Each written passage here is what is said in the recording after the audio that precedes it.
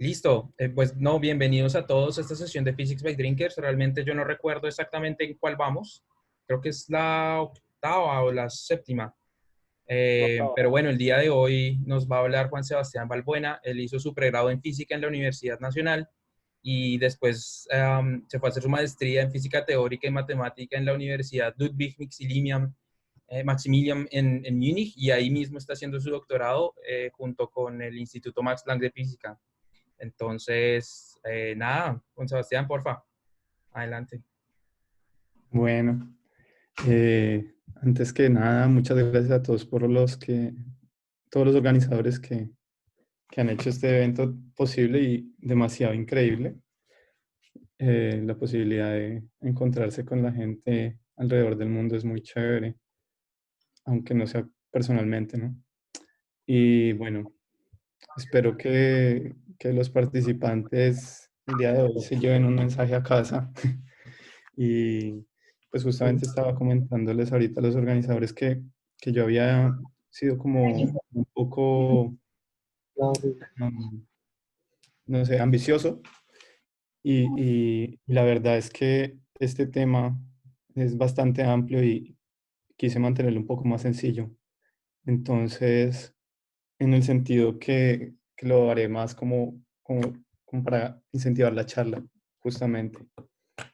Y bueno, también retomar algunos temas de las sesiones pasadas que quedaron en el tintero, entonces sería bacano que en el momento que vean pertinente me interrumpan si ven alguna cosa relacionada por ahí.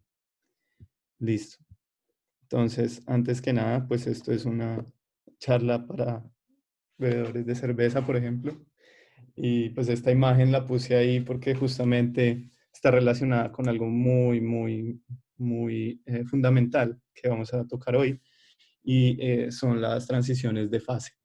Entonces, una cerveza es genial porque tiene dos fases eh, que digamos que no es la misma sustancia, pero las dos fases se juntan para formar la espuma de la cerveza.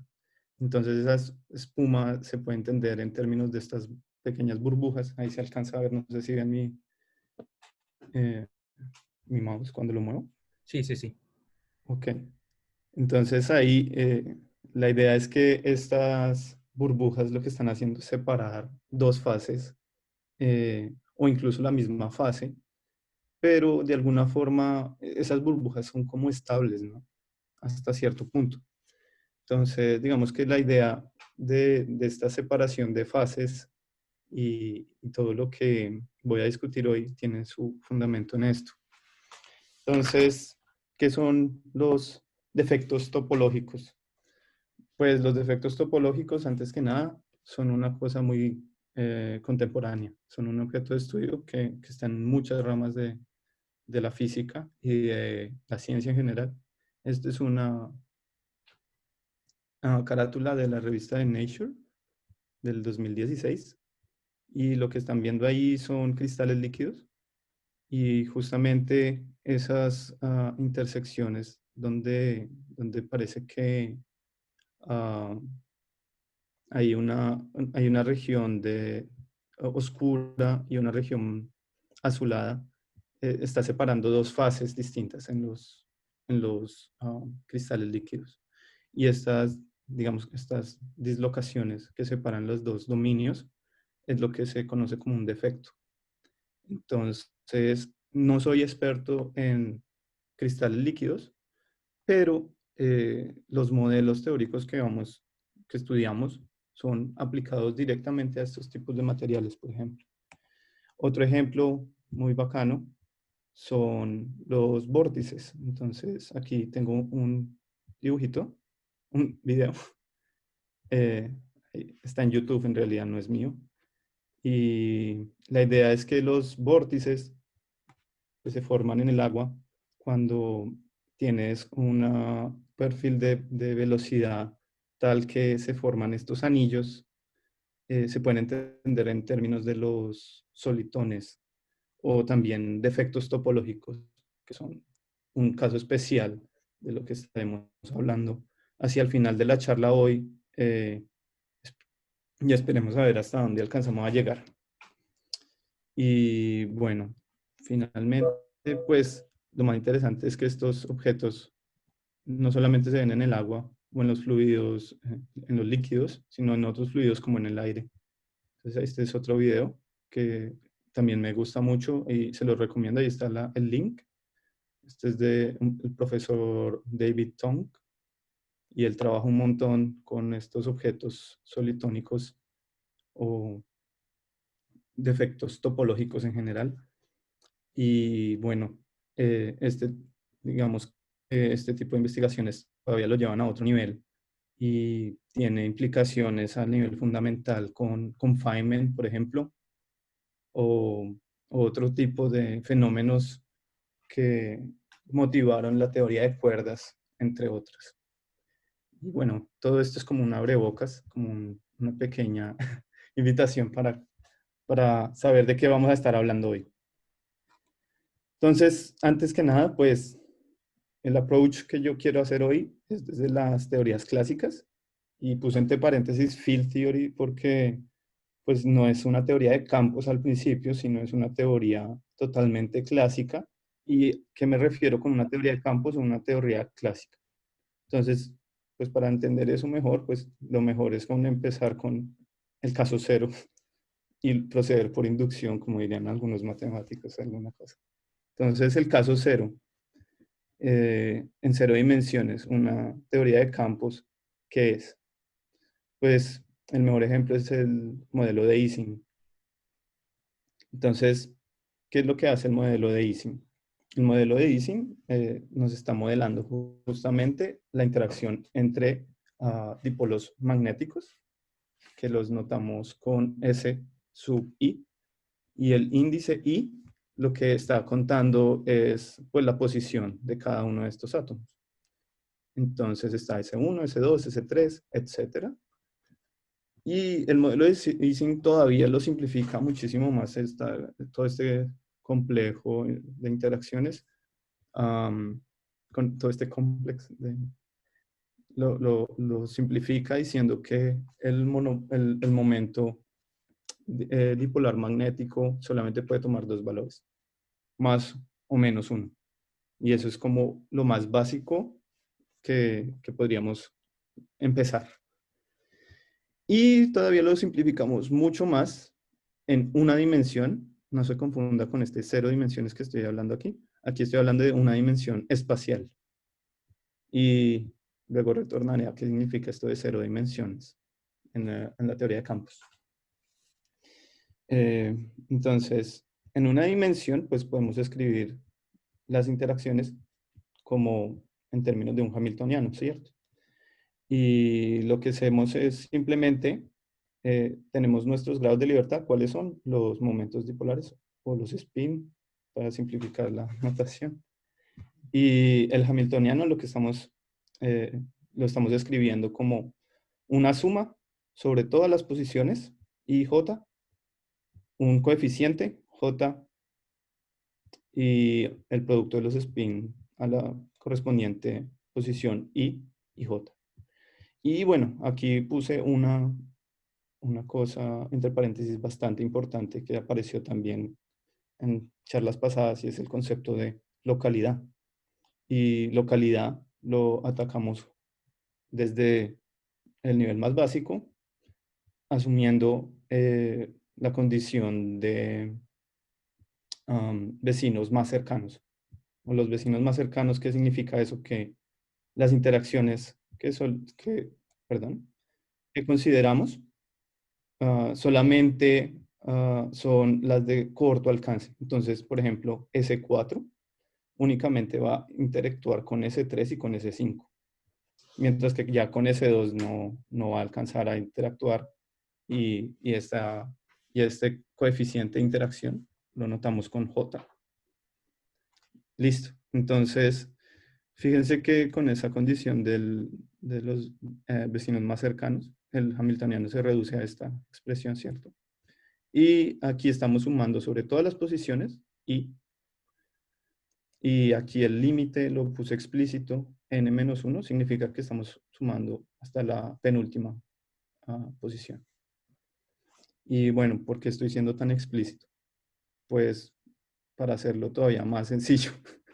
Entonces, consideren el caso n igual a 2. Es decir, solamente tenemos dos spins.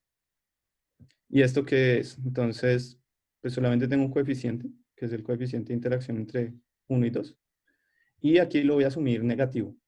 ¿Por qué? Porque estoy interesado en el ferromagnetismo. Si fuera positivo, tendría antiferromagnetismo. Eh, si tienen alguna pregunta de esto, creo que esto es bastante básico, pero la idea es que al minimizar la energía, los spin o los momentos dipolares magnéticos, lo que quieren es alinearse. Entonces, justamente por eso este coeficiente es negativo. Entonces, ahí viene mi primera pregunta para hacer un poco más amena la cuestión. Entonces, ¿cuál es la energía de las configuraciones de arriba y cuál es la energía de las configuraciones de abajo? ¿Algún voluntario por ahí?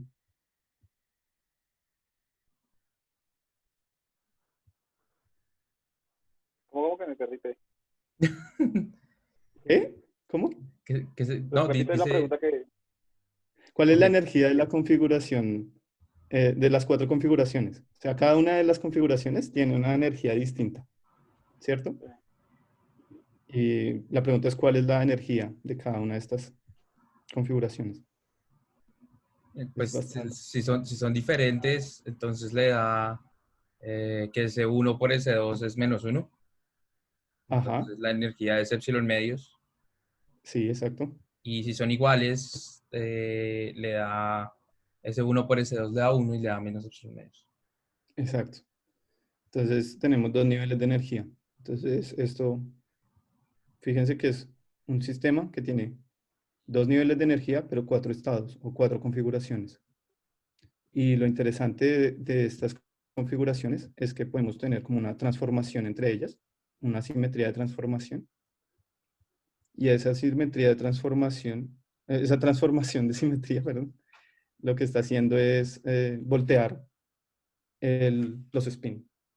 Entonces simplemente es eh, un operador que lo que hace es voltear el spin de arriba para abajo o inverso. Y si uno lo escribe como un grupo, eh, sucede que este grupo es el grupo Z2, con dos elementos.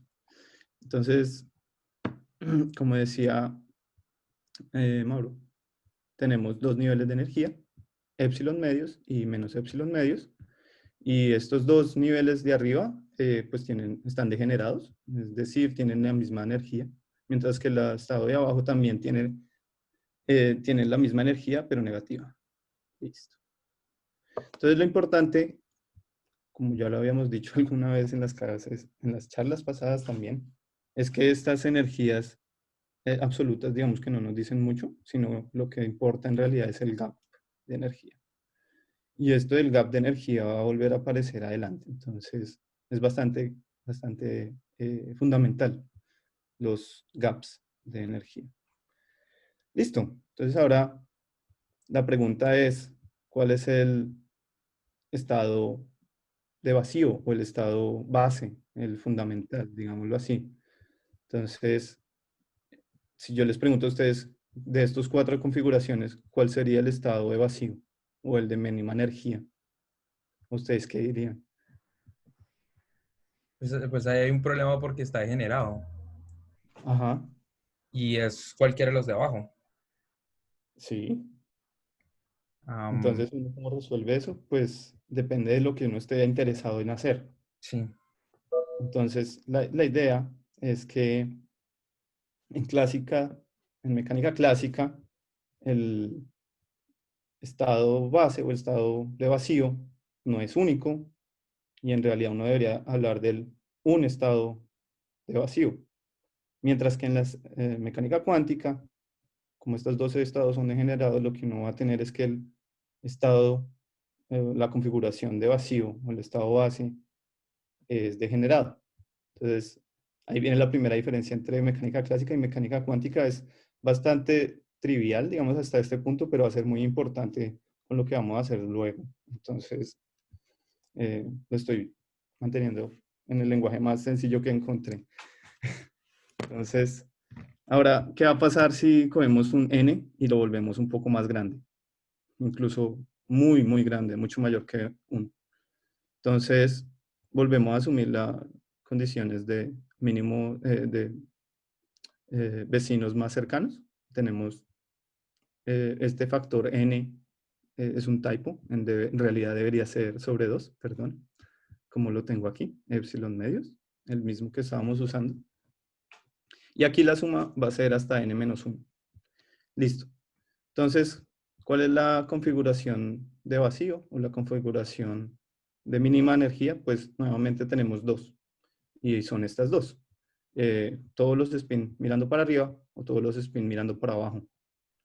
Y pues la energía correspondiente es esta, ¿cierto? Ahora, la pregunta es, ¿cuál es el mínimo gap de energía que tenemos en este sistema? ¿Alguno se anima a decir cuál es el mínimo gap de energía que tenemos? ¿Y cómo lo obtenemos? O sea, ¿qué configuración es la que da ese mínimo gap de energía? Julián, por ejemplo. Eso, toca apuntarlo. Yo estoy tentado a decir que cojamos un spin y le hagamos una transformación. Y ese sería el mínimo. Exacto, algo así, ¿no? Yo tengo ahí una pregunta al respecto. Muy bien, listo. Y es, y es que nosotros, eso va a tener problemas en la frontera. Sí, entonces aquí no hemos definido fronteras porque todavía estamos en un látiz finito. Es decir, estamos en n grande, pero finito. Pero Y es libre, ok. sí. Pero, Y por es el mismo. ejemplo, no cuesta el mismo trabajo voltear un spin en la mitad que voltear el que solamente tiene un vecino en los extremos. Correcto. Sí. Entonces, pues debería ser más fácil voltear el que está en alguno de los extremos, no en el centro. Ajá. En ese caso sí. Y si tuviéramos condiciones periódicas, pues no importa porque Sí, ahí todos son... ya todo sería un anillo, pues. Sí. Entonces, gracias a esa respuesta, pues aquí viene la primera, digamos que realidad de la física, y es que solamente hablando de fenómenos locales, pues no tenemos toda la información que necesitamos para describir un sistema o las configuraciones de un sistema. Necesitamos hablar de condiciones de frontera, y condiciones de frontera son una característica global y no local. Entonces lo que vamos a hablar hoy es de características globales, y justamente ahí es donde entra la topología, que es lo que queremos llegar con los defectos topológicos. Entonces, si uno fuera un poco inocente y no recordara las condiciones de frontera, como lo decía Julián, pues uno creería que este estado de solamente voltear un spin ya pues sería mucho más económico que cualquier otra configuración. Y pues uno calcula, ¿cierto? Uno hace esa suma y les da este numerito, si lo pueden corroborar mejor. Y si no, pues es mucho más fácil de esta forma. Uno dice, es la misma configuración del vacío y los únicos que están cambiando son estas dos. Entonces lo que tengo que sumar es epsilon medios más epsilon medios. Pero ¿cuántas veces los estoy cambiando? Pues 2 veces. Entonces ahí queda 4 veces epsilon medios y de ahí sale este 2 epsilon. Entonces la pregunta es, ¿este gap de energía es 2 epsilon? Y pues la respuesta es no. Eh, porque si miramos esta configuración, ¿qué pasa con esta configuración? ¿Quién se anima a decir cuál es la energía de esta configuración?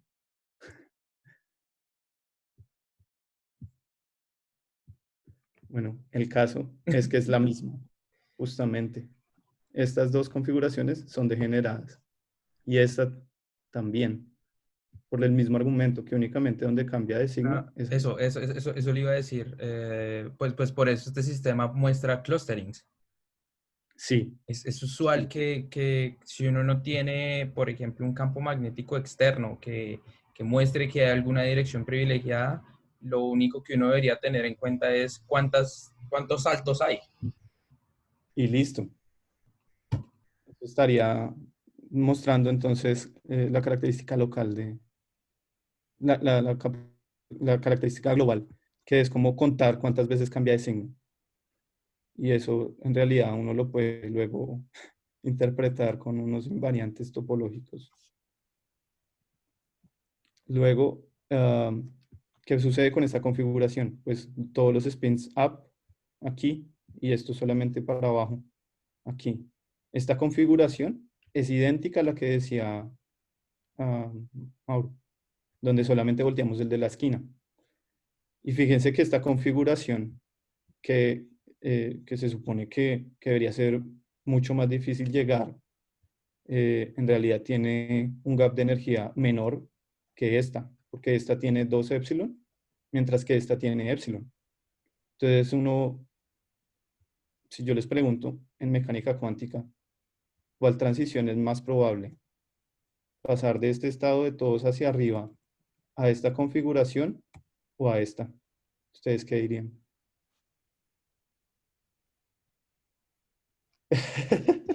No, yo me voy ahí con que mover poquitos es Porque, más fácil. no, pero, pues, pero yo pensándolo como, o sea, como experimentalmente, como que yo como lo haría experimentalmente, pues es muy difícil que usted solo logre con un campo magnético cambiar uno, a que cambie muchos. Pero hay otras O sea, formas, con, ¿o no? Mire que acá no necesariamente cambia uno, aquí cambia unos cuantos y lo importante es que cambie dos, pues cambia de signo 2 veces. Mientras que aquí está cambiando todos hasta la frontera. ¿Sí me explico? Sí. Sí, yo Sí. también diría que la condición de estabilidad de esa configuración es más difícil de conseguir ahí que en la otra. Ujú. Bueno, pues eso fue un problema muy famoso en los años 40 y 50. Mucha gente lo atacó. Gonzaga, por ejemplo, lo atacó. Y otra gente muy tesa en mecánica estadística. Y mostraban que cuando n es finito, pues esta configuración en realidad es, digamos que todas las configuraciones tienen su peso, digamos, en termodinámica clásica, tienen un peso de Boltzmann, ¿no? Que dependiendo de la temperatura, va como la energía sobre la temperatura exponencial de ese factor de Boltzmann.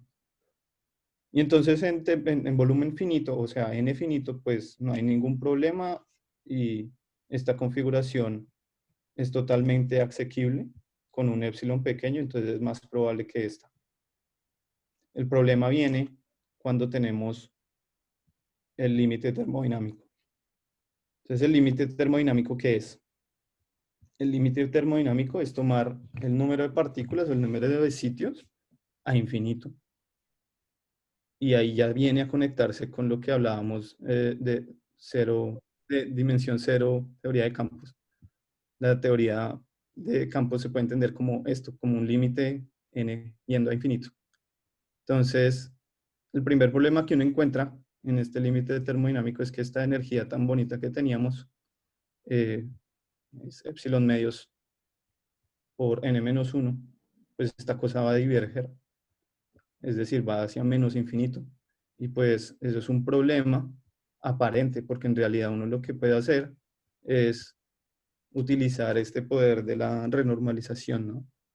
Que este es el primer ejemplo que se me vino a la mente para explicar el concepto de renormalización y es, yo tengo un objeto que es físico, pero me está divergiendo, entonces lo que tengo que hacer es quitarle la parte divergente. Y la parte divergente es ¿cuál? Pues es la energía base o la energía del estado de la configuración con mínima energía. Y si uno lo reescribe y mete este H0, lo reescribe como una suma desde I1, 0 hasta infinito, pues lo puedes meter en cada uno de los términos como este -1. Claro, aquí estoy un poco, no sé, es bastante trivial en mecánica clásica, pero por ejemplo cuando uno está trabajando en espacios curvos o en relatividad general, pues la energía y el tensor de curvatura están relacionados. Y esta cuestión de una energía cero no es tan trivial de renormalizar, digámoslo así. Y eso está relacionado con un problema. dos preguntitas, una cosita. Ah, Bueno, dos cosas. o sea, el caso anterior, digamos, de tener que la configuración de menor energía, o sea, o la excitación de menor energía, es esa de voltear como toda la mitad de la cadena, pero eso es pensando con la cadena abierta, ¿no? Entonces, no, yo sé que Mauro ya preguntó eso, pero no, se me olvidó si ahí estamos considerando la cadena abierta o cerrada. Es abierta, los extremos están Es la libres. abierta, sí, porque si usted la cierra ya no tendría o sea, ya no pasaría esto, ¿sí? Exacto. No, aquí estamos, aquí estos 3 puntos, no lo escribí, pero Sí, estos son abiertos. Sí, si la ok. cierra de nuevo tendría Pero, 2 epsilon. Sí, exacto, si la exacto. cierra de otra vez de opción y digamos cerrada sería como pues equivalente a pensar también, en comillas, en el Y infinito fíjese que eso también, ¿no? también da una estructura dependiendo del espacio-tiempo que uno está usando. Entonces, si el espacio, en este caso no tenemos tiempo, pero si el espacio ya es cerrado, el gap de energía mínimo es el doble del que tendría en un espacio abierto. Y eso da mucha información sobre el espacio-tiempo en el cual uno está, por ejemplo. Y es bastante chévere. Y ya lo otro, pues ya es como pues lo pongo tal vez a discusión. A mí me parece que o sea, ese detalle de restar la energía de, digamos, el H0, Ujú. no es un proceso de renormalización realmente, porque es que un proceso de renormalización Rede- realmente, como yo lo entiendo, es o sea, es que usted describe su misma física a través de comerse o de menos grados de libertad de su problema. Acá tienen los mismos grados de libertad. Lo que uno está haciendo y que uno hace usualmente también en teoría espectral es modificar el operador y hacer una proyección sobre el kernel, que es justamente Sí. y como que quitar esa pequeña como divergencia que uno tiene ahí, pero no sé si la justificación sea renormalización como tal. Sí, bueno, pues digamos que uno en mecánica clásica, cuando uno habla de renormalización o redefinición de los campos, es casi que equivalente. Pero sí tiene razón cuando uno va a renormalizar operadores en las teorías efectivas. Eso es diferente, es otra terminología. Pero sí, es importante como hacer la distinción. Aquí lo que estoy haciendo es simplemente quitar el estado de energía cero y quedarme con los gaps de energía relativos. Este R entonces se puede entender Sí, como relativo, no renormalizado. Creo que es mejor ok, para no confundir ok, sí, a los que vayan a ver este de video. pronto. Listo. Uh-huh. Muy bien. Y pues por otra parte necesitamos que este relativo, esta energía relativa, sea finita, porque si no, pues llegamos otra vez al mismo problema de configuraciones de campo, de los estados de spin con energías infinitas. Y esto nos restringe a ciertas configuraciones que uno digamos que las vamos a llamar las configuraciones físicas. Entonces, que esta cosa sea finita, ¿qué implica? Pues que esta cosa tiene, esta suma, eh, perdón, esta suma tiene que ser finita, entonces implica que el límite de esta suma, eh, aquí debería ser desde menos infinito hasta infinito. Eh, no, cero, perdón.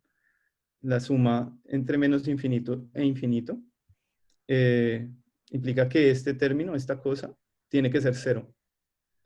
Eso implica que este producto tiene que ser constante después de cierto punto, porque estos son discretos, estos coeficientes y son coeficientes constantes.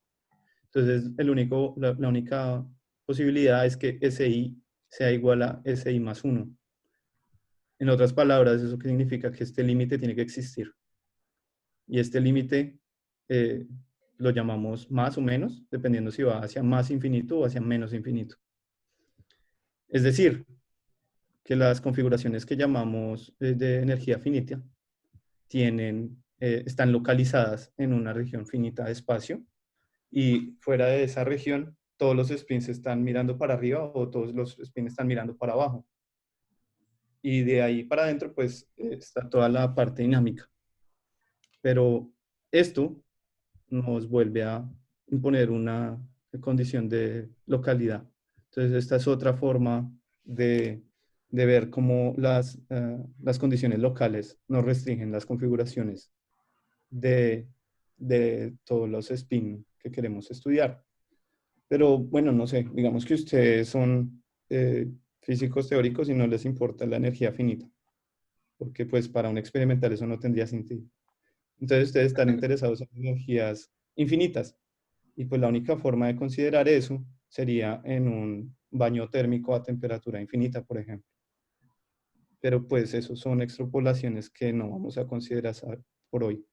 Entonces, con esto, lo que estoy diciendo es que, por ejemplo, esta configuración tiene solamente estos dos saltos, pues es una configuración con energía finita, mientras que esta tiene una configuración con energía infinita, porque este límite no existe. Es decir, el spin no va ni para arriba ni para abajo. Entonces todos los spin, en realidad, ¿qué está pasando? Que se están alternando, y si uno hace la suma de esta suma relativa, digamos, este hamiltoniano relativo, sobre esta configuración, pues la energía es infinita y diverge. Y no estamos considerándolo como físico, digámoslo así. Entonces, lo más relevante de este modelo es lo que quería llegar, son las reglas de selección y las regiones o sectores de superselección. ¿Y eso qué es? Pues nosotros tenemos dos estados con la mínima energía, dos configuraciones de estos spin, todos mirando para arriba o todos mirando para abajo. Mientras que si yo tengo, digamos que la mitad, si se puede decir de alguna forma, porque en realidad recuerden que aquí ya estamos en el límite termodinámico, es decir, esto ya es infinito hacia ambos lados. Entonces, hacia la izquierda, todos los spin van para arriba y todos los spin van hacia abajo. Análogamente aquí van todos para abajo, estos van para arriba, y aquí pues los dos límites coinciden.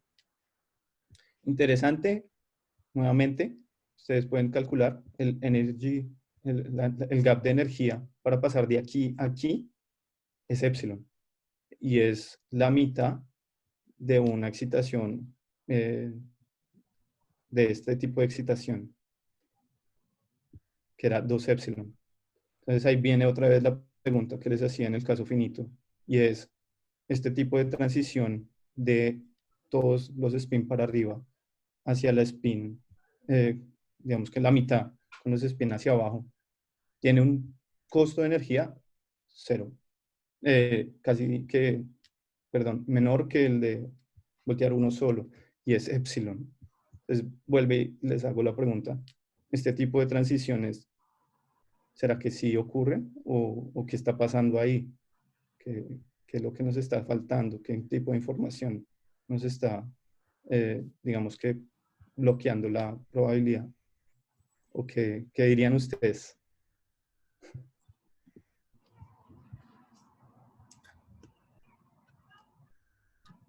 ¿Alguna cosa que decir, alguno?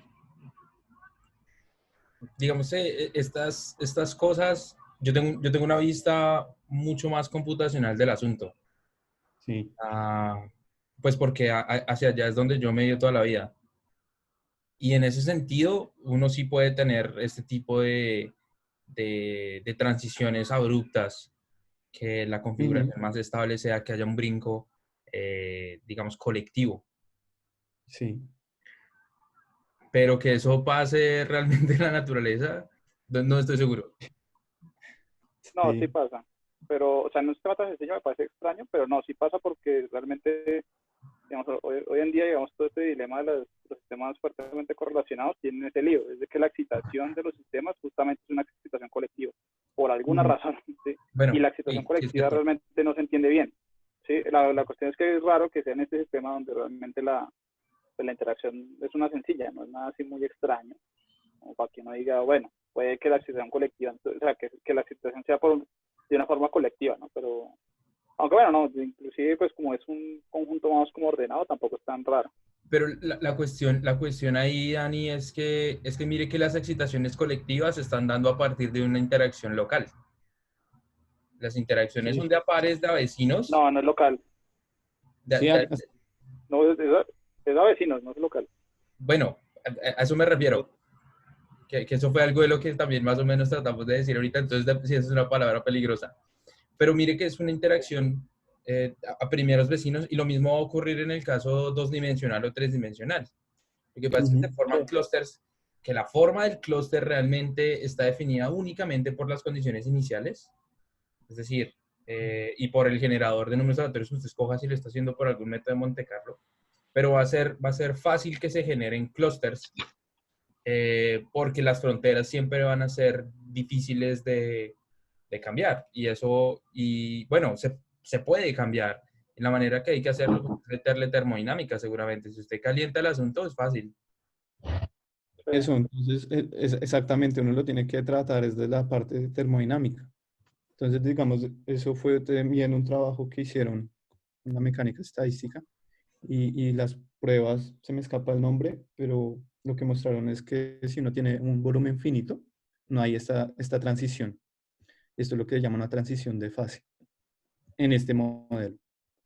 Transiciones de fase son mucho más generales, ¿no? Y aquí las fases se entienden con las fases ferromagnéticas de todos los spin hacia arriba y todos los spin hacia abajo. Entonces, estos dos estados, estas dos configuraciones, lo que me están definiendo son dos fases. Y esto sería como una transición entre la de abajo y la de arriba, justamente.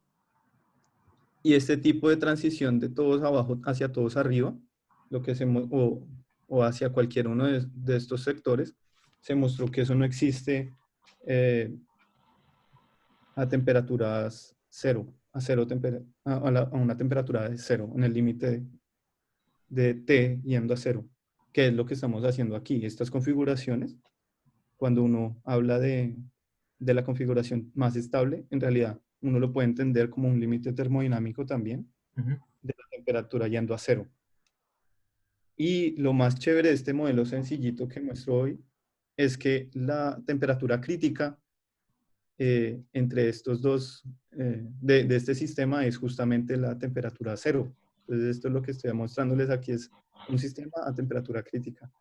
Entonces, digamos que la transición, la relación, y para resumir todo lo que acabo de decir es, tenemos un sistema que tiene dos fases, todos los spin hacia arriba y luego todos los spin hacia abajo. Y a la temperatura cero, a la temperatura crítica, este tipo de transiciones no son posibles. Por lo que, digamos que uno lo puede estudiar estimando las correlaciones de spines entre SI y SJ, por ejemplo, para cualquier posición. Y esas funciones de correlación se estiman en términos de beta o de la temperatura y se ve que esas correlaciones divergen justamente para temperatura cero. Entonces, eh, ya como para terminar esta primera parte de la charla, lo último que quiero decir es que cada uno de estos sectores están protegidos por por una fase, digámoslo así, por un objeto F, uh, que, digamos, lo podemos caracterizar en términos de las condiciones de frontera, pero a condiciones de frontera en el infinito. Porque si recuerdan, S más y S menos, lo que estábamos hablando es el límite cuando del spin en más o menos infinito. Entonces, estas configuraciones están dictadas, están protegidas por las configuraciones de los spins S más y S menos. Y pues los únicos valores que yo puedo tener es más o menos 1. Entonces, esto me lleva a introducir lo que se llama la variedad de vacío o vacuum manifold, que es que los posibles valores que puede adquirir el spin, S más o S menos, para minimizar la acción, para minimizar la energía, en este caso, perdón. Y la configuración a infinito se puede identificar de alguna forma con las fronteras, más infinito y menos infinito. Y uno las identifica todavía más, el nivel de un paso más, y es identificarlo como la esfera de dimensión cero, que es más y menos 1. Y esta cero esfera está relacionada con la Zero Dimensional Field Theory, que era lo que estaba hablando al principio. Entonces, esto me lleva a que, digamos que hacer la interacción entre física y topología que había dicho en el abstract, solamente la voy a recalcar en esta línea y al final espero volver. Y es que si fijamos la condición en infinito, en menos infinito, luego cualquiera de estas funciones, f, entre estos dos conjuntos, entre el vacuum, entre la esfera, cero esfera y el vacuum manifold, esa me va a determinar el sector de superselección en el cual yo estoy. Y entonces lo que uno está asociando es esta función f con una clase de homotopía de este grupo, de este vacuum manifold. En el caso de Zero Homotopy Group, o el grupo de homotopía cero, no está haciendo otra cosa sino contar las componentes disconexas del vacuum manifold. O en otras palabras, está contando cuántas partes, en cuántas partes discretas está dividido el vacuum. Y bueno, si tienen preguntas, en cualquier Sí, momento. yo tenía dos cosas, que hay una cosa que me estaba matando la cabeza, y es lo que mencioné de la renormalización antes, que creo que Sí, el término correcto realmente es regularización, porque sí, usualmente cuando uno habla de alguna proceso de regularización en matemáticas, es que usted toma una cantidad que a priori es infinita y de esa extrae algo finito. la De parte alguna final. manera, sí, saca la parte finita de alguna forma. En esta, Sí, digamos, es una forma muy sencilla, simplemente restándole el kernel del operador, o de cierta manera. Entonces, digamos que ujú, no hay tanto, digamos que sería más bien un proceso de regulación más que de renormalización. sí. Entonces, me estaba matando como el término. Creo que debería ser más así, y es más, ¿por qué? Porque desde el lado físico, ese restar infinito es una justificación, pues que uno dice, realmente en un experimento uno no está midiendo energías absolutas, está midiendo diferencias de energía. ¿Listo? Sí, Pero eso matemáticamente también tiene su justificación clara, sí. a través de un proceso como de regularización de una serie en particular. Es que me di cuenta fue cuando expuso esa definición del S más y S menos, esa forma de pensar la serie restándole un menos uno, es un proceso de regularización particular. Es igual como las sumas de César u otras cosas por ahí que uno hace para hacer series que son alternantes divergentes a hacerlas como convergentes de cierta manera, o hablar de una convergencia en algún sentido. Sí, sí, Eso, y lo otro es que creo que de esa línea, creo que hay muchos acá que no nos acordamos o tal vez no entendemos todo lo que está ahí. Es decir, sí, eso de no, la homotopía no creo que sea claro para todo el mundo ahorita. Dos. sí, no. Pues esa es la parte que digamos que en realidad justamente cuando estaba preparando la charla dije como no, voy a dejarla como una línea y si quiere la discutimos un poco al final. Pero, ¿qué les puedo decir del grupo de homotopía? Entonces, el grupo de homotopía lo que hace es, digamos que, identificar las funciones de una esfera n, Sn, hacia cierto conjunto. Como la idea más sencilla en el contexto en el que estamos hablando. Entonces, necesitamos un punto base, un punto fijo. Eso es lo que estamos haciendo aquí. S menos. Estamos fijando el punto a menos infinito. Y esa función, pues, tiene dos valores, dos posibilidades. ¿Por qué? Porque si S menos está fijado, el único valor libre es el de f s más, que tiene más o menos 1. Entonces, lo que estamos haciendo, se lo explico aquí con este. Aquí a la izquierda estamos fijando fs menos 1 con 1 y S más tiene, uy, aquí hay otro typo, aquí debería ser más, aquí más 1. Y entonces estas dos funciones, digámoslo así, lo que uno está haciendo es identificar esta configuración con una función y la función la estoy tratando como una clase en este grupo de homotopía. Y el grupo de homotopía, ¿qué es? Es identificar las funciones bajo una transformación de homotopía, que no he dicho qué es, con un punto fijo. Pero más allá de eso no me quiero extender tampoco mucho. Hasta de pronto, digamos, llegar a la parte final. Entonces, no sé si tengan otra pregunta o si no, pues ahorita volvemos a hablar de eso. Vale la pena por además tener un dibujo, porque digamos después de, o sea, uno ve un curso de topología, el primer curso de topología que uno ve, y realmente esta parte de homotopía no habla, o sea, uno habla de otras propiedades topológicas y demás, y uno aprende otras formas de caracterizar estos topológicos. Pero Sí. después, en otros cursos de topología algebraica, la herramienta más típica para poder codificar la topología de un espacio termina siendo este grupo de homotopía, el primer grupo de homotopía. Sí. Y además, bueno, hay otros pues, que dan otras nociones. De pronto para llevaros una idea general. ¿Cómo? Todavía no hemos hablado del primer grupo de homotopía, Ah, bueno, estamos en el cero, ¿no? grupo fundamental. Aquí estamos Sí, del en el fundamental, perdón. Sí, sí, homotopía. sí, pero ahí En este saqué. caso, uno lo puede entender sencillamente como un grupo que le identifica a cada componente conexa de un conjunto. Entonces, lo que está haciendo es, si usted tiene un conjunto conexo, el grupo de entropía es trivial. Mientras que si está desconexo, pues tiene un elemento dependiendo de cada parte conexa. En este Sí, caso de cierta tengo manera, sí, es como dos partes, ¿no? como dos partes. Ajá. Sí. Es que además, ¿cómo puedes llevarnos esa idea visual? O sea, que de cierta manera ese grupo lo que está haciendo es como ver que Ujú.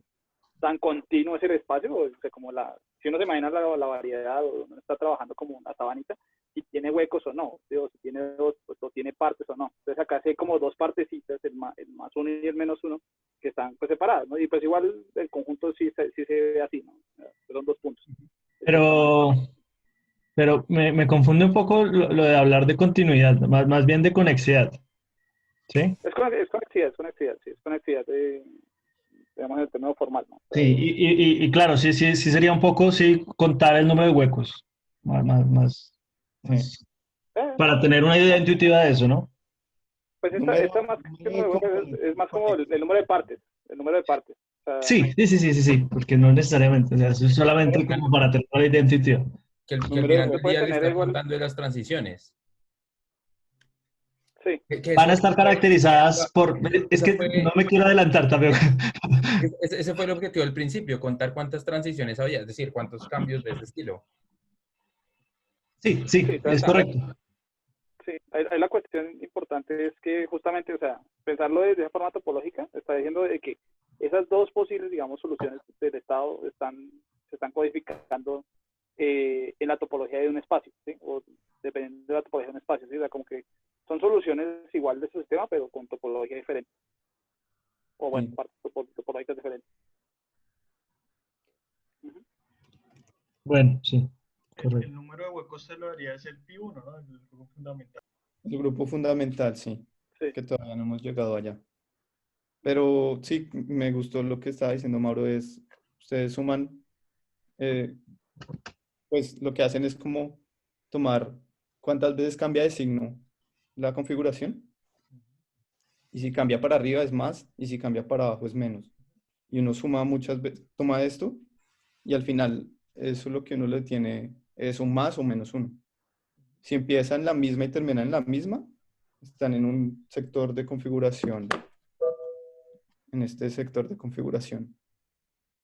Si empieza en más y termina en menos, pues están en este. Y lo mismo aquí. Y lo importante de estas soluciones es que estas son el mínimo de energía de cada uno de los sectores de superselección. Entonces lo que uno está haciendo es como ir todos los objetos, todas las configuraciones de spin que uno tiene y las está dividiendo en 4 regiones que están de alguna forma disconexas entre la una y la otra. Ojo, aquí estamos en el límite termodinámico, ¿no? Porque las transiciones entre una y la otra en volumen finito, o sea, con n finito, esas transiciones sí están, sí se pueden. Mientras que si las tiene en infinito, no. Entonces, este objeto es lo que se llama un defecto topológico. Y en este caso especial es una pared de dominio. ¿Por qué? Porque lo que está haciendo es separar, es como una pared que me divide los dos dominios, entre arriba y abajo.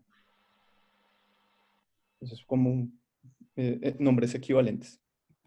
Entonces, ahora consideremos el mismo modelo de Ising en dos dimensiones.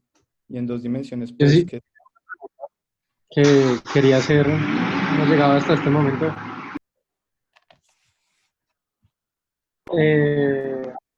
Entonces, espere, ya, me muevo. Ok.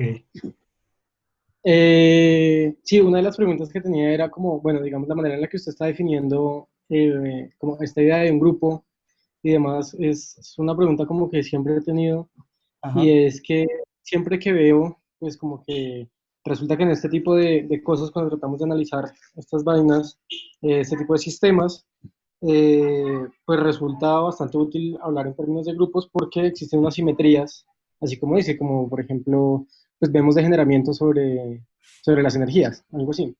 ujú, Pero si hablamos, digamos, un poco más en general, o sea, por ejemplo, si rompemos esa simetría de generación, o sea, hablamos de Hamiltonianos un poco más generales, y pues, digamos, un poco más generales, solamente métale una perturbación aleatoria, ¿no? Pues usted ya rompe eso.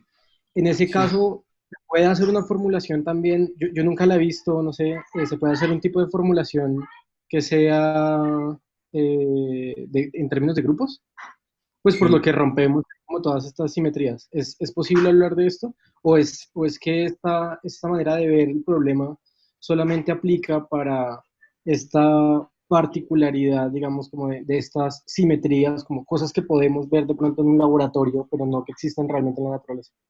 no, sí se puede. De hecho, espere, voy a probar algo. Si yo escribo, ¿ustedes ven? Sí. Sí. Sí. Pues Lo que no puedes yo, borrar. ¿cómo se borra? No, mentira, ya, Tiene un menú.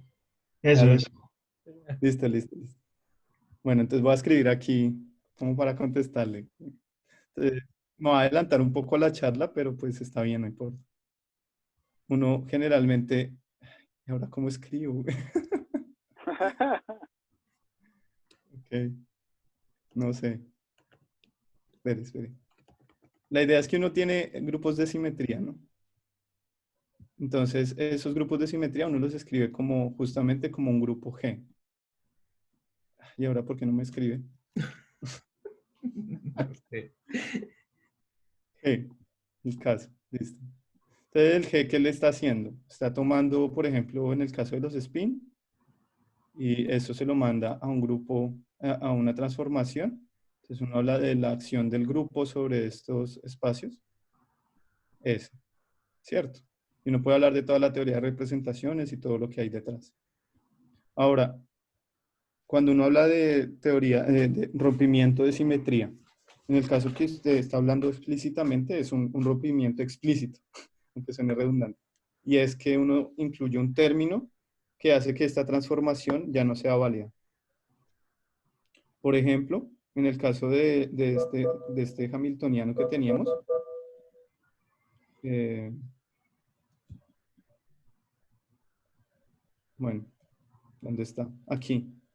Si incluyéramos este tipo de término, eh, como un campo eléctrico, magnético, Ujú. ¿cierto? Entonces esa cosa ya le rompe de una la simetría, se la rompe. ¿Por qué? Porque si usted transforma el hamiltoniano bajo esta transformación de todos para arriba, cambiarlos para abajo, o sea, bajo el grupo Z2, ya no es simétrico. Entonces, eh, este término lo que está haciendo es reducirle el grupo de simetría en general a otro grupo, a un subgrupo en realidad. Entonces, si uno está interesado en los casos de grupos de homotopía, digamos el grupo fundamental de estas configuraciones que le dan el vacío, eh, uno puede ver, esto se puede mostrar, que esta cosa se puede identificar como este grupo cociente.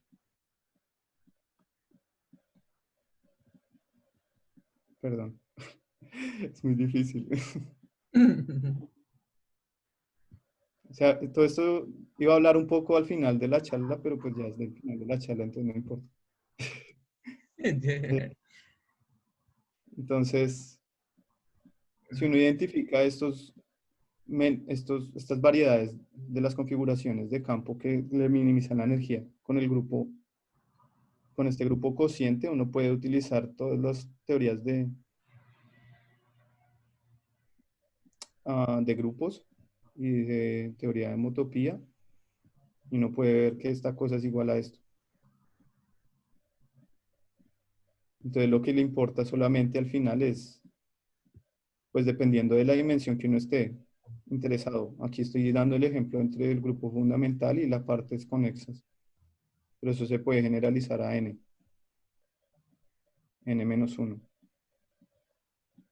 Entonces aquí estoy contestando de forma muy general, muy general. Entonces si quiere ahorita le doy un ejemplo para que veamos mejor qué es lo que me refiero. Pero sí se puede. Entonces la idea es que cuando uno rompe la simetría de una simetría general a una simetría más pequeña, los objetos topológicos que estaban protegidos por los grupos de homotopía, o sea, los solitones o los defectos topológicos originales de este grupo, ya no están protegidos. ¿Por qué? Porque ya el grupo de simetría es H. Por eso es que Eso pasa en el modelo de Ising. Si usted tiene un modelo de Ising cualquiera y pone un campo magnético, pues ya hay alguna dirección privilegiada en la cual los dipolos se pueden orientar. Y entonces ya no presenta esa configuración que en un principio era más energéticamente más estable, sino ahora es más estable que todos vayan para el mismo lado. Claro, pero entonces la pregunta es, ¿qué pasa si usted no pone, o sea, así ese mismo término como usted lo tiene en B, pero B que sea una distribución? Puede ser, ponga una distribución uniforme sobre un valor. Entonces, lo que dice es como de que, sí, algo así. Pero Un sí, B que depende. Alejo, pero si es una distribución, bueno, no estoy seguro, pero uf, pero no creo que importa, por entiende ejemplo, que eso depende de la distribución. en cierta región, ¿no? Es que yo no iba a poner una gaussiana porque si la gaussiana no le sirve porque esta sigue siendo simétrica. Todo, pues de todo poner ruido. Una gaussiana. Bueno, pero independientemente de cuál sea la distribución, yo creo que también existirá, o sea, existe una configuración de mínima energía dependiendo de la distribución, y yo creo que lo que dice Juan Sebastián también es válido para para esa distribución. O sea, rompe la simetría igual, ya no Somos vamos a tener un degeneramiento, pues, Y, y- y, y sí se puede, digamos, analizar desde el punto de vista del subgrupo y yo veo, cociente H. yo veo también otro problema ahí, y es que si uno mete una distribución ahí que cambie o no cambie el spin o el dipolo, el lío es que nosotros estamos pensando que estamos en el límite de temperatura cero. Y ahí Sí. yo no veo que uno pueda meter un término de ese estilo. Es decir, si no es uno constante, yo no veo cómo. Sí, que esto no depende del tiempo, sino de la posición, ¿no? Exacto, bueno. sí, Sí, tal cual, exacto. Pues fíjese lo siguiente, lo importante es cómo transforme este objeto bajo el grupo G. Ajá. En el caso de spin, pues el grupo transformaba de arriba para abajo. Entonces, tocaría mirar cómo transforma esta distribución o este objeto que usted ponga aquí, el que usted esté interesado, bajo estas transformaciones. Puede que sea un escalar, es decir, que esta cosa no esté alterada por un cambio de los spin. Entonces, en ese caso, como esta cosa no rompe la simetría, pues no habría problema. Pero la simetría sigue siendo, se sigue rompiendo, pero espontáneamente. Es que hay dos conceptos diferentes. Una cosa es rompimiento de simetría espontáneo y es rompimiento de simetría explícito. Pero entonces, si le estoy entendiendo bien, la idea es que si antes yo tenía una simetría como, digamos, como global, ahora lo que pasa entonces es que lo estoy partiendo en pedacitos y voy a tener pedacitos de simetrías como Ujú. eh, sobre los cuales voy a poder trabajar.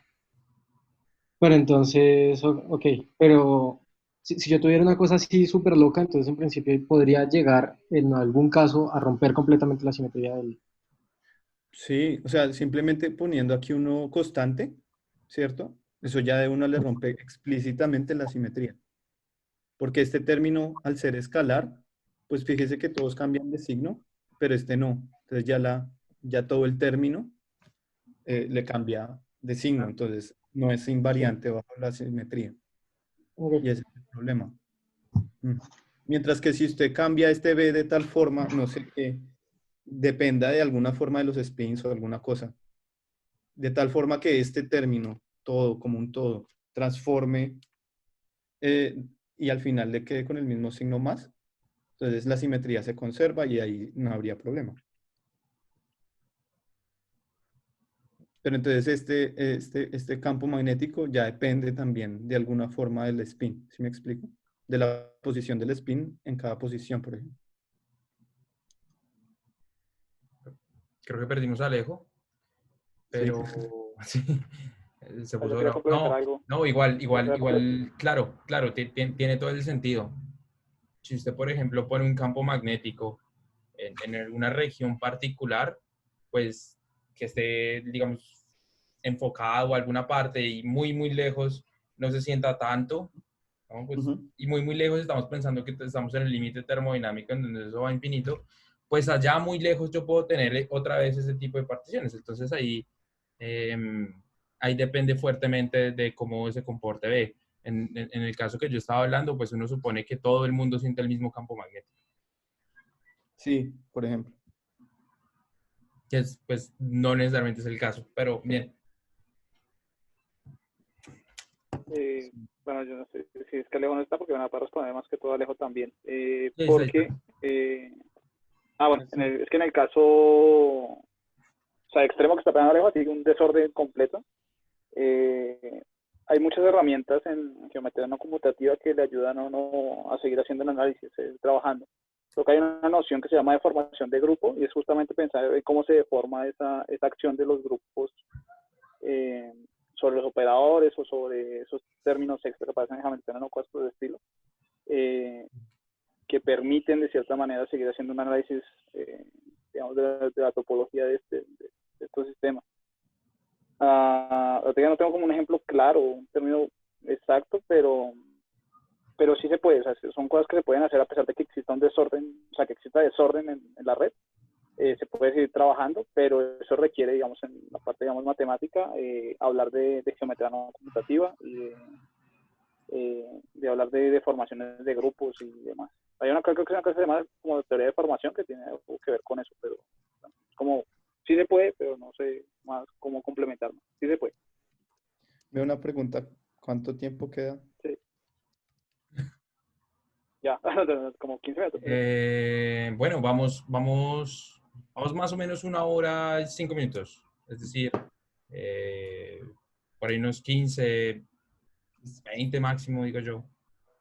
Bueno, entonces, pues, no sé, O lo vamos que a... podemos hacer es, ¿Sí? no, terminamos esta parte como con lo que va, discutimos el resto y programamos una sesión con lo que haga falta. Si es mucho, no sé qué tanto sea. Eh, pues sí, también se puede, no hay problema. Y también como por la gente, no sé qué opina la gente, si están interesados, podemos hacerlo un poco más extensivo. También sería chévere, como que la gente eh, Nos dijera algo. nos dijera. Algo. Ah. Pero usted no, No, si quieres sigamos un poquito y ahí yo creo que se va a generar un par de discusiones más cuando empieza a hablar en 2 dimensiones, que digamos, ese también es uno de los primeros problemas que uno aprende, pero realmente eso es súper rico en cuanto a las conclusiones que uno puede sacar. Y vean, la simulación que usted tiene ahí claramente, si uno no Ujú. tiene un campo magnético externo, es claro que se van a presentar clústeres. No sé. Y esas configuraciones son energéticamente más estables que cambiar eh, todo a un solo, Ujú. a un solo, Un digamos, a un solo, color o a un solo lado, ¿no? Sí. Pues sí, digamos que aquí los únicos comentarios que quería hacer era que justamente aquí uno puede ver los dominios de negro, está de negro y de blanco, ¿no? De +1 y -1.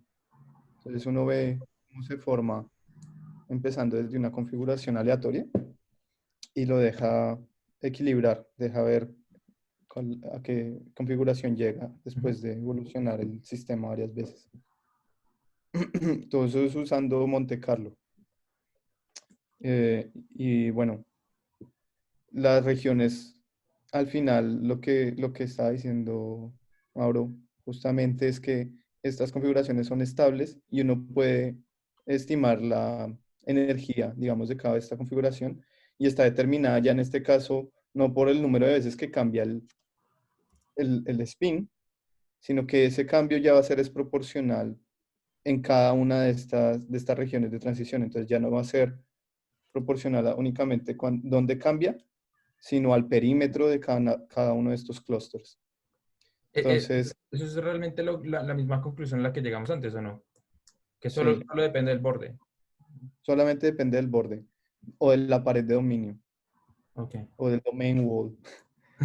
Y lo chévere es que si uno aplica esto a cosmología, por ejemplo, porque en el universo temprano pues hay transiciones de fase igual, lo que uno tiene son regiones distintas fases.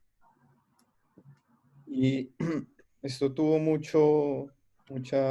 digamos que fue muy atractivo con los defectos topológicos en cosmología. Pero para llegar allá, pues necesitamos extender un poquito más el modelo porque ya con 0 dimensiones no es suficiente. Entonces uno va a una dimensión. Y para una dimensión, pues uno habla del defecto topológico más simple, que se llama el kink o el domain wall, ya no entendido como una concatenación así discreta de configuraciones, sino que ya vamos a hablar de algo más continuo en una teoría de campos. Entonces, para terminar, voy a hacer la analogía del modelo de Ising y cómo se extiende a una parte más continua, que esto también lo estuvieron hablando en unas charlas pasadas, cuando hablaron de los básicos de teorías de campos, ¿cierto? Entonces, en el caso de Ising teníamos dos valores para el spin, más o menos uno, y este era el término de interacción, el hamiltoniano regularizado.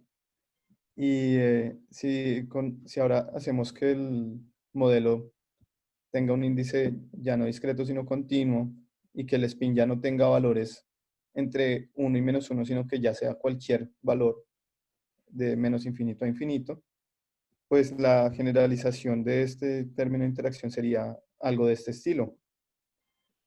Y ahora también vamos a considerar que estamos en un espacio y un tiempo. Entonces ya no solamente depende de la distancia, de la posición, sino que también depende del tiempo. Entonces, aquí voy a ser un poco ligero y la idea es que uno puede escribir la acción de esta teoría en términos de las derivadas del campo y el términos del campo como tal.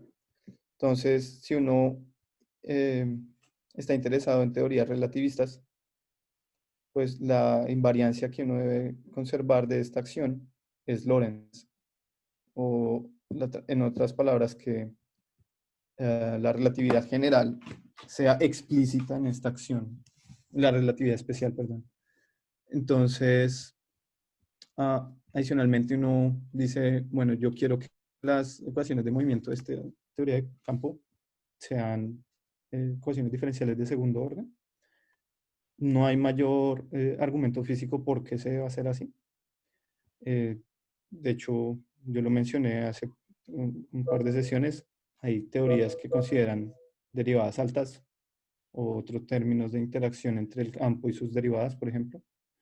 pero eso no lo consideramos hoy. Y la ecuación, entonces, la acción más sencilla que uno puede escribir es esta.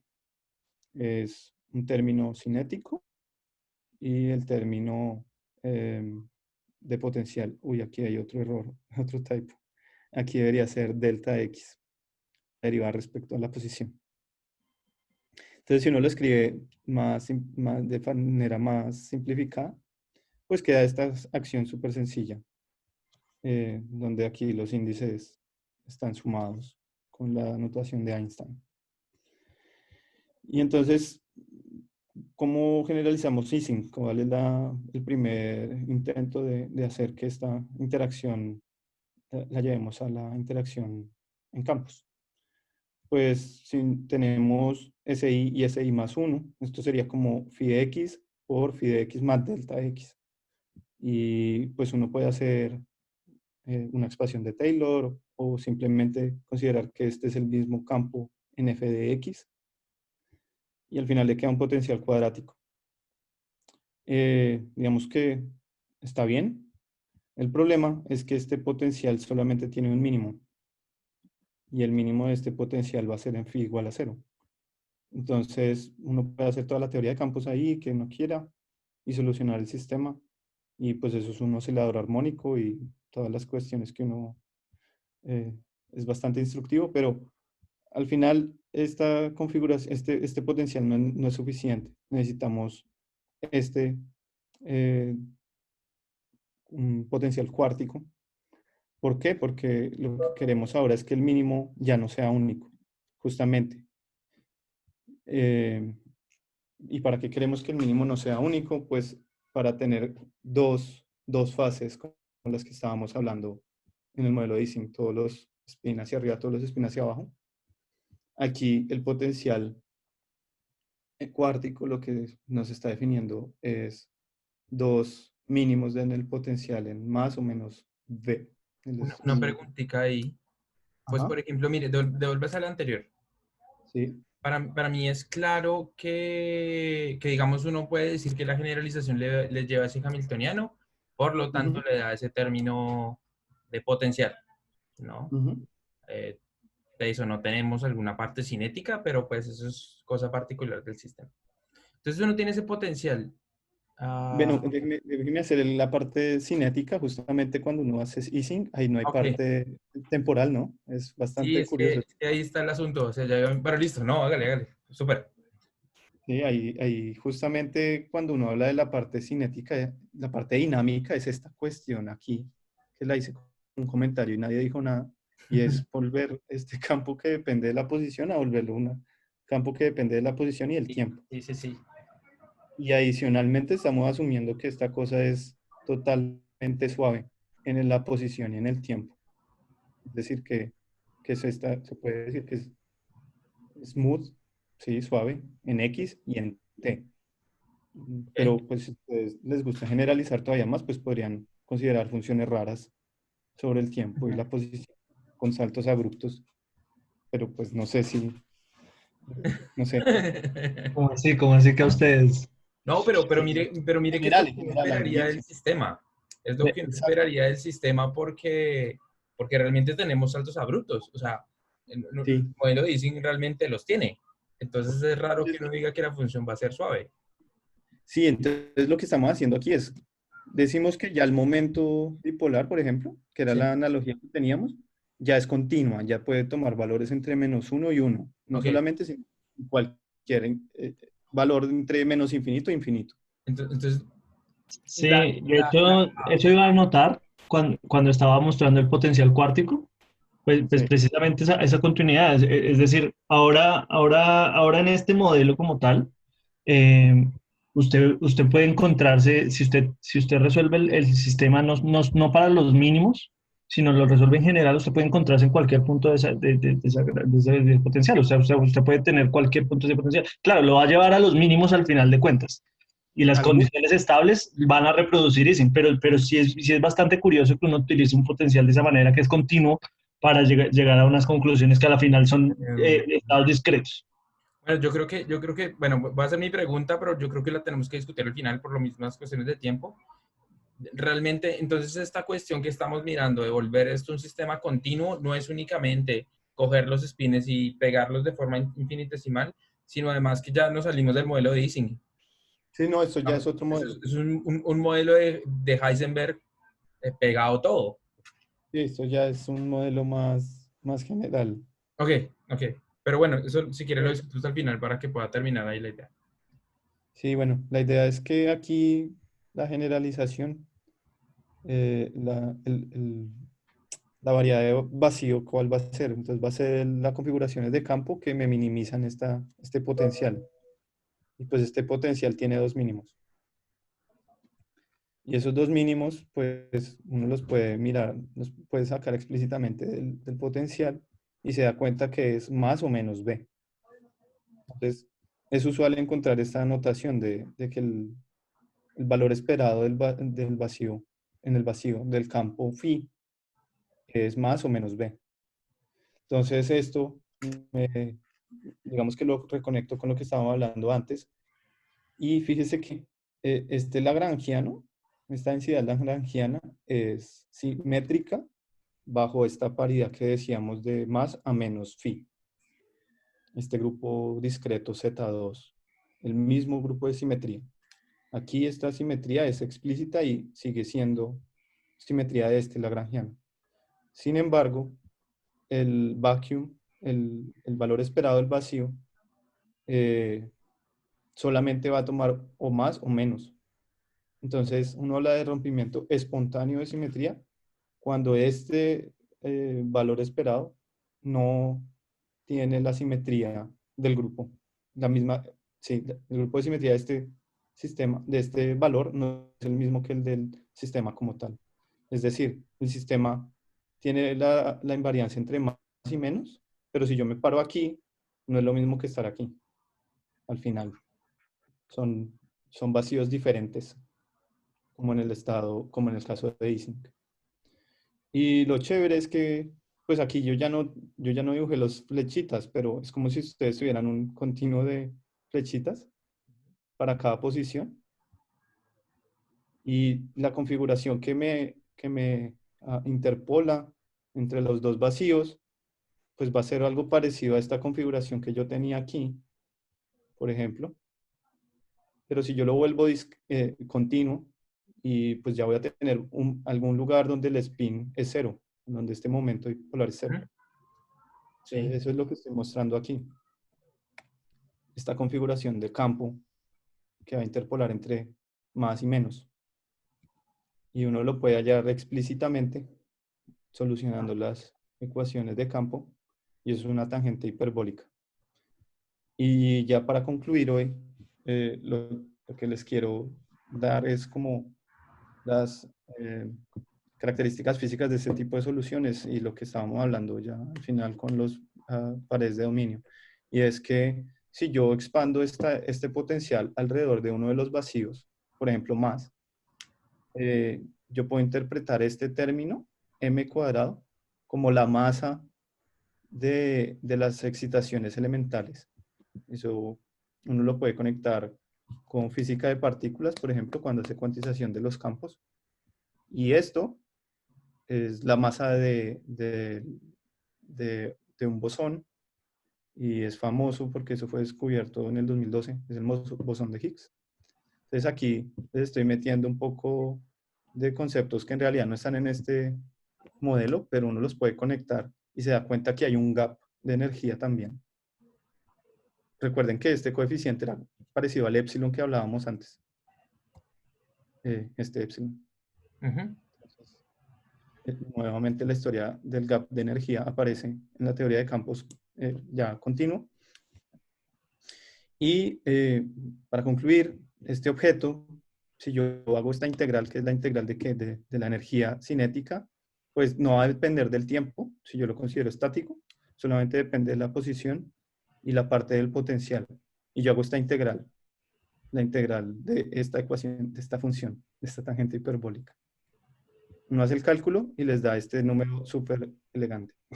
2/3 de la masa por b al cuadrado. Y uno puede decir, listo, esa es la masa.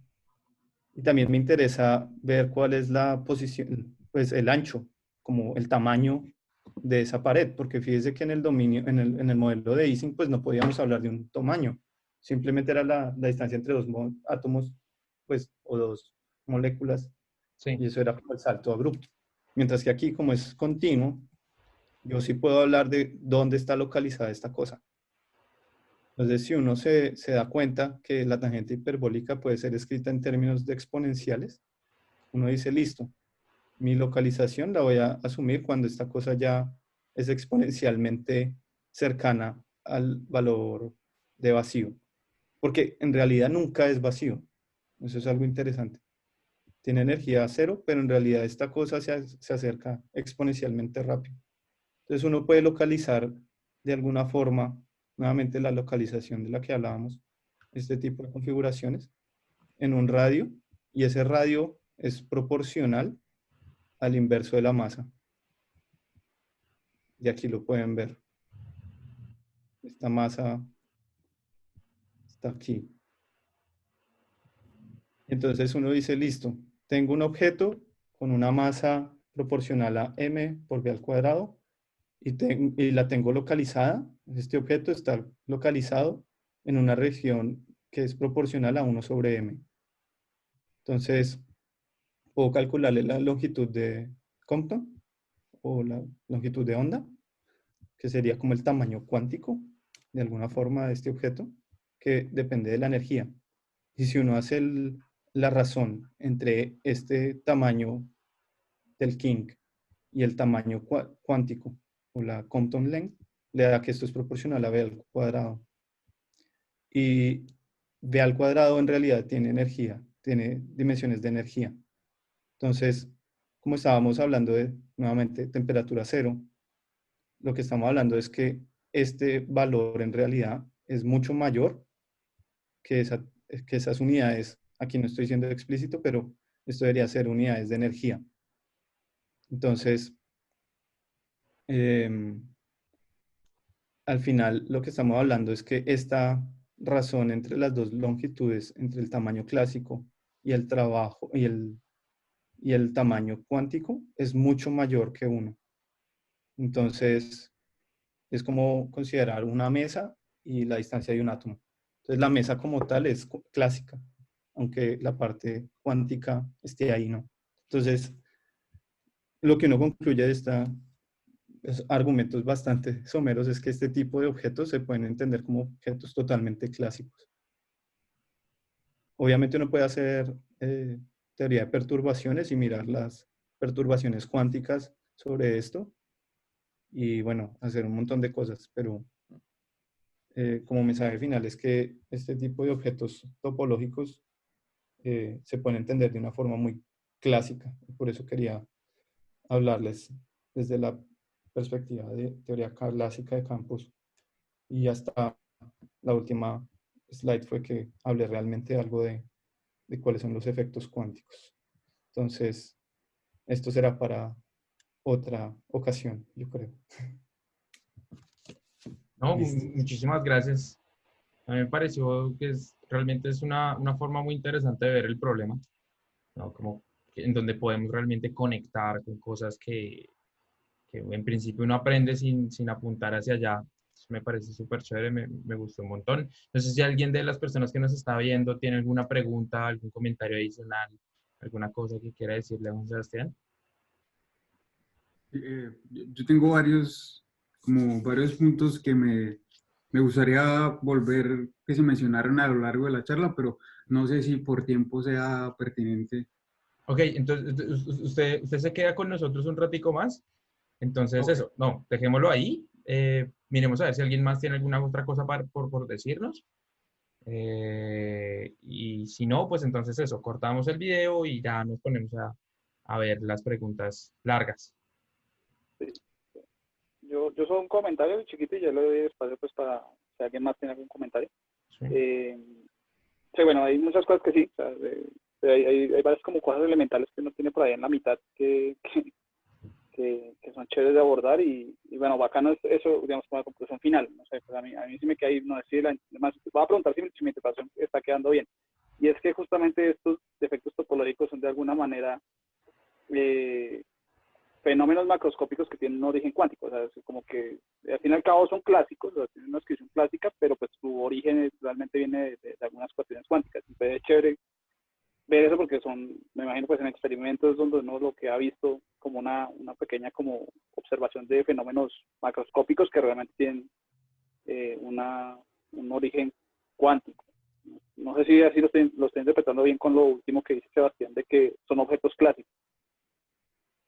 Sí, pues digamos que el origen de estos objetos no es únicamente eh, un origen Bueno, cuántico. no necesariamente. Sí, sí, sí, sí, son efectos, yo diría efectos colectivos, más que efectos clásicos, ¿no? Porque a la larga eso es lo que está pasando. Son como clusters de spins, por ejemplo, o en Sí, bueno, sí, cosmología. ahí de pronto con la palabra cuántico, sino que habría en el caso, digamos, de modelos cuánticos, donde uno podría obtener eso, pues justamente de obtener Sí, vórtices y demás, pues, de cosas, ¿no? O sea, como que caben ahí. sí, total. De hecho, esto, por ejemplo, se aplica a cosas súper fundamentales como cuál es la diferencia entre derecha e izquierda. Pues Ah, a nivel fundamental no debería haber ninguna, pues porque es como una grupo de simetría también Z2, si uno lo quiere ver de alguna forma, ¿no? Pero entonces, este tipo de modelos lo que hace es romper esa simetría de alguna forma como una forma dinámica. Y hay modelos realmente cuánticos que dicen que nosotros vivimos en una región donde eh, la izquierda o la derecha son privilegiadas sobre la una sobre la otra. En el caso del universo en el que nosotros vivimos es la izquierda, ¿no? Y eso está relacionado con, por ejemplo, las interacciones débiles. Las interacciones débiles son únicamente izquierdas o son zurdas y a priori pues no hay una relación. ¿Por qué? Entonces, sí, eso tiene un origen cuántico completamente y al final pues todo lo que observamos en la naturaleza es clásico de alguna forma, es izquierdo. Entonces, ese es un ejemplo en la vida real que se me ocurre de- relacionado con lo que estaba diciendo.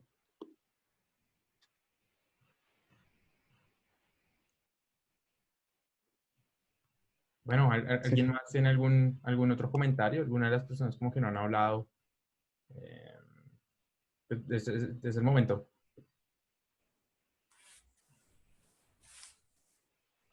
Bueno, de pronto yo, es que bueno, es que se me cayó por un momento la conexión, entonces me perdí un pedazo de la charla, pero digamos que Sebastián al inicio estaba mostrándonos básicamente varios videos bastante bacanos sobre vórtices, ¿no?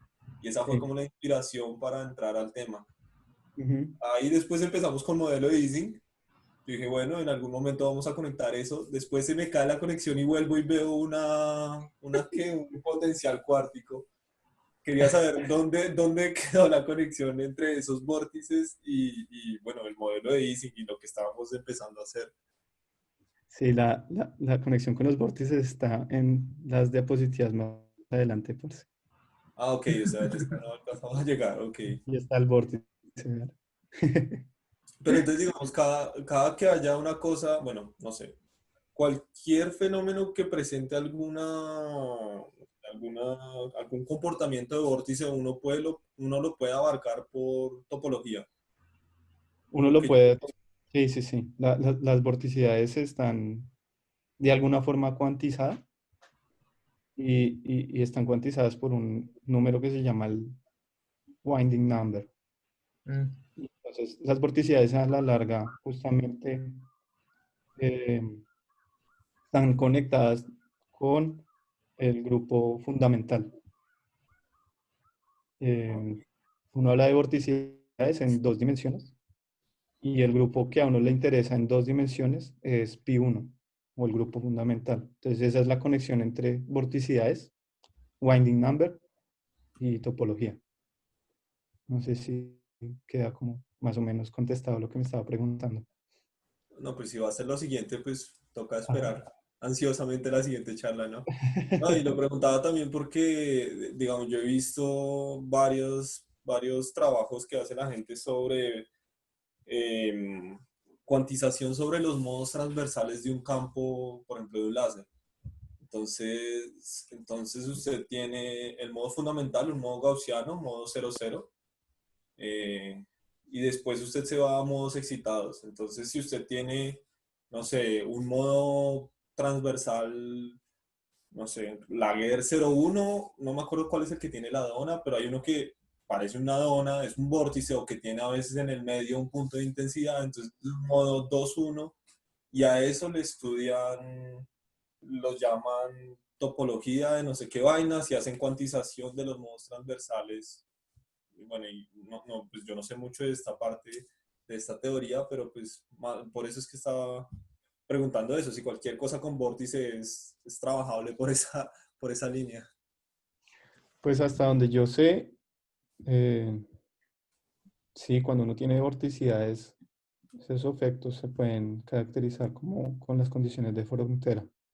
Bueno, Y a la larga, las condiciones de frontera, uno las identifica con estos mapas de homotopía entre los grupos, entre la frontera del sistema, que uno como que la identifica en alguna forma con una esfera, ¿no?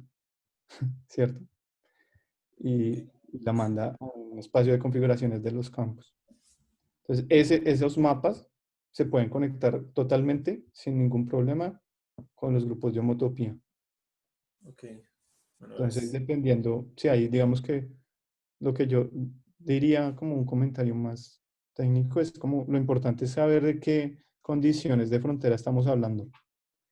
Porque, digamos, bueno, acabo de recordar, hay unos objetos que son los vórtices de Kosterlitz-Toulouse, y esos objetos son vorticidades y están estudiados en un montón de sistemas, ¿no?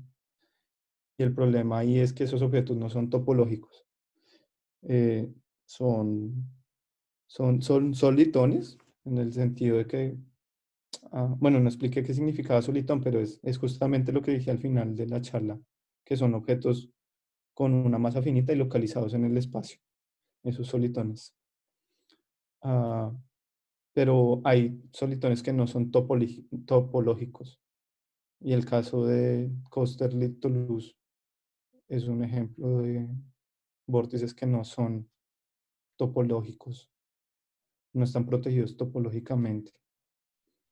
Entonces, sí, pues digamos que la topología ayuda para clasificarlos y para caracterizarlos, pero más allá de eso toca tener cuidado porque uno puede tener como sistemas que combinan esos tipos de vorticidades, entonces la configuración total ya no es protegida topológicamente, pero pues como un punto de inicio sí ayuda para entender mucho la, como, como, como clasificarlos, digámoslo así, algo así como una herramienta de caracterización, diría yo.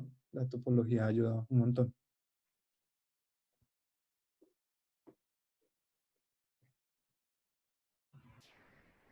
Bueno, entonces yo creo que eso, podemos seguir discutiendo. Voy a parar entonces la grabación para dejar el video lo más corto posible. No, de nuevo, muchas gracias a Juan Sebastián. La charla estuvo súper buena. También a todas las personas que vinieron. Porfa, les envié por el chat el link de la encuesta que estamos tratando de realizar con el fin, digamos, de adquirir un poquito más de información para saber ustedes qué quieren y hacia dónde pues llevamos el proyecto. Entonces, bueno, no, igual, muchas gracias otra vez. Entonces voy a parar aquí la grabación y ya seguimos discutiendo.